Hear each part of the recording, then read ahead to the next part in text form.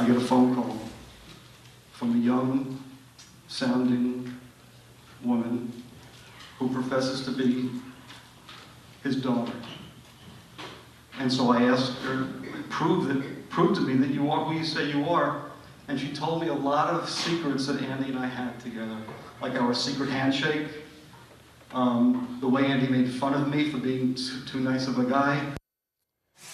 He asked if she was in the audience that night, and the 24-year-old woman supposedly took the stage and talked briefly about Kaufman, the man she claims is her father.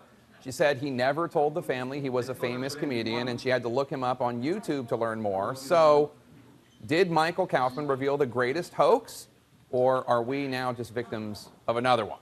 Joining me now is Michael Kaufman, Andy's brother. Andy, Michael, thank you so much for being here. We appreciate it. You've said from the beginning that this does not mean you actually believe he's alive. You're still skeptical, but it raises questions. What's your take on what happened on Monday night?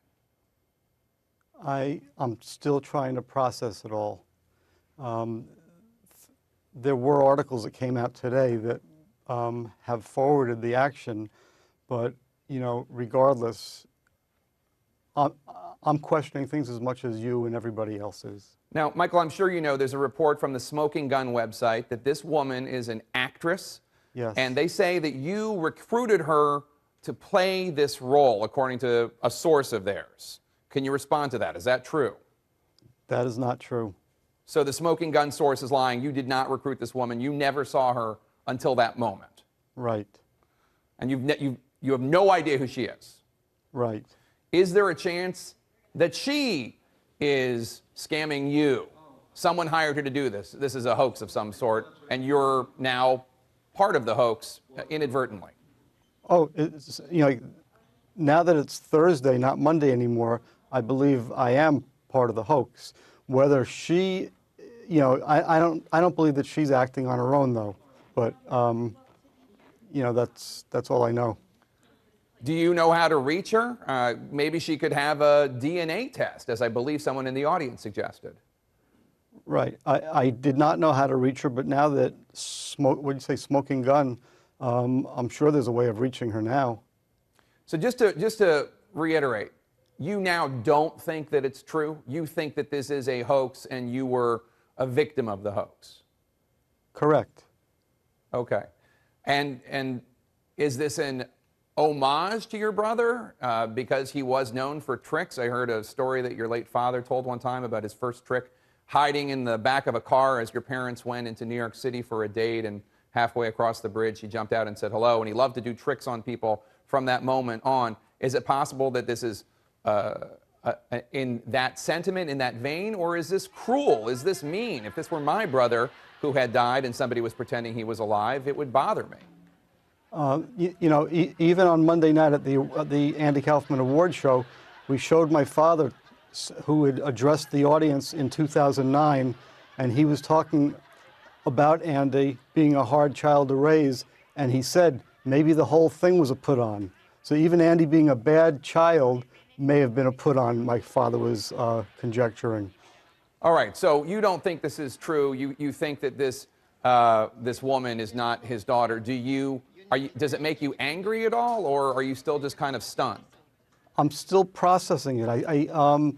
You know, as Andy's brother, you learn over the years, you know, to go with the flow, kind of, and so I have mixed emotions now. You know, I never allowed myself to get too excited because I was always slightly skeptical. So I'm not coming down that far, and I think you had said there's something nice about this for Andy, you know, and as the brother, you know,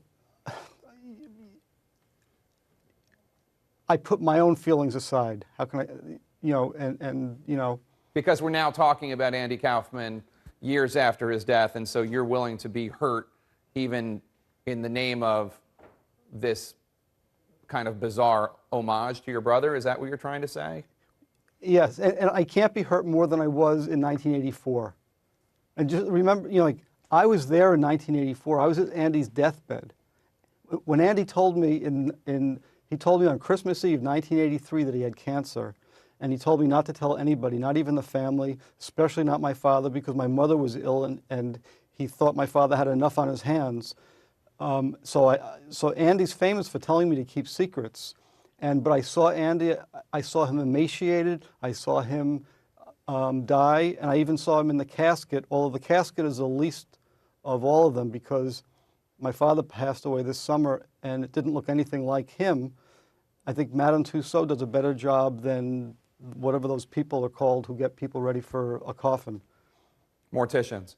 Morticians. I don't want to be rude because obviously you just lost your father and your brother was a genius and you lost him as well. But I just, as a reporter, I find it very difficult to believe that you weren't part of this in some way, because one of the things that was so convincing about the story is you being so convinced by it. I'm convinced by it because of what happened 14 years ago. And now I'm starting to even doubt that. In 1999, the letter that you received when you showed up at that restaurant, yes. What exactly did that letter say? It said that, I actually have a copy of it with me. You want me to read it? Or I'll paraphrase it? Yeah, if you could paraphrase it. I'm sorry for all the pain I must have inflicted on, and he mentions family members.